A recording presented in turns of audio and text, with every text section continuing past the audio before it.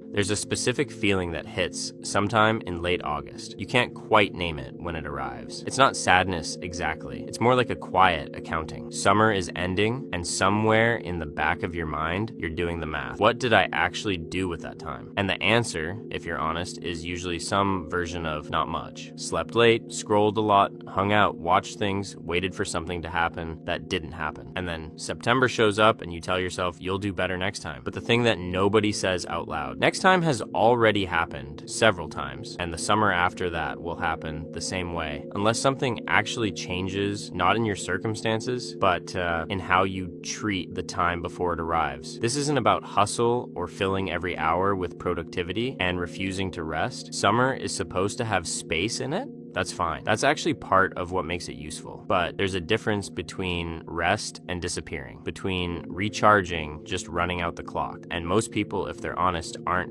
spending their summers resting. They're spending them avoiding the project they said they'd start, avoiding the discomfort of building something, avoiding the slightly scary version of themselves they could become if they actually use the time. That avoidance has a cost, and the cost compounds. Let's do the math that should bother you more than it probably does. If you're 17 right now, you have roughly 8 summers before your mid-20s, before life starts filling in around you with obligations and responsibilities that genuinely don't leave as much space. 8 summers of relatively unstructured time where you could learn almost anything, build almost anything, become almost anyone. Most people spend those 8 summers more or less the same way, drifting, waiting to feel ready, assuming there will be a better time later when things are clearer and motivation arrives on its own. There is no better time. Later is just now with more obligations attached. The person who used 2 or 3 of those summers intentionally, who learned a real skill, who built something small,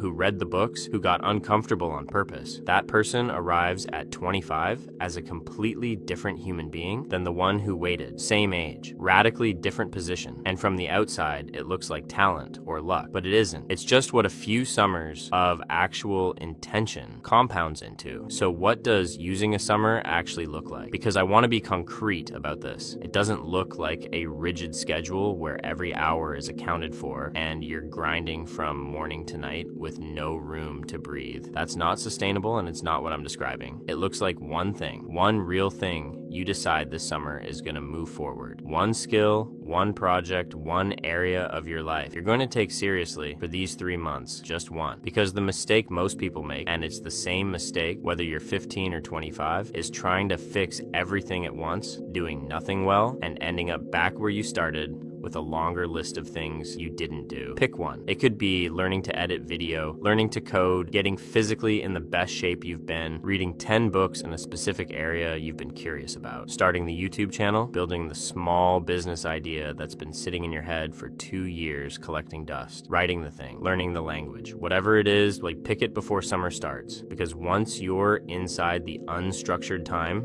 without a direction, the default wins every single time. The default is the phone. The default is whatever is most immediately available and least demanding. And the default is very good at disguising itself as rest when it's actually just avoidance wearing comfortable clothes. There's something specific about summer that makes this both easier and harder at the same time. Easier because the time is genuinely there. You're not stealing 30 minutes before work or negotiating with a packed schedule. The space exists.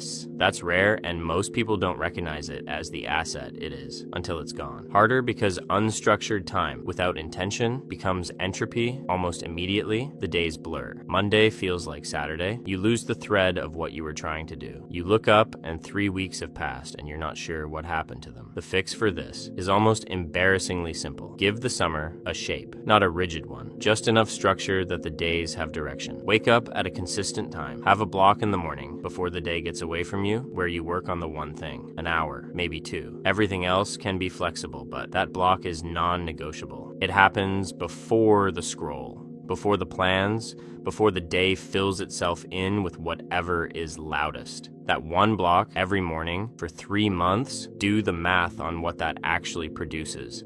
90 sessions of focused work on one thing. 90 days of compounding on a skill or a project. Most people never give anything 90 consecutive days of genuine attention in their entire adult life. You'd be surprised what exists at the end of it that didn't exist at the beginning. I want to say something about the social part of this too, because I think it gets left out. Summer is also when you find out who your real people are, when the school structure falls away and you see who actually shows up, who you genuinely want to spend time with, who makes you feel more like yourself, and who drains something from you that takes days to get back. Pay attention to that. Spend 3 months around people who are building things and you'll feel the pull to build things. Spend 3 months around people who are just killing time, and killing time will start to feel like the natural state. The last thing I want to say is this: the summers you really remember years from now, won't be the ones where you were most comfortable. They'll be the ones where something shifted, where you came out of it slightly different from how you went in, where you built something or learned something or became something that didn't exist in June. That's available to you every single summer. The question is just whether you're going to take it or let it pass again. Feel that quiet accounting in August. You already know how that one ends.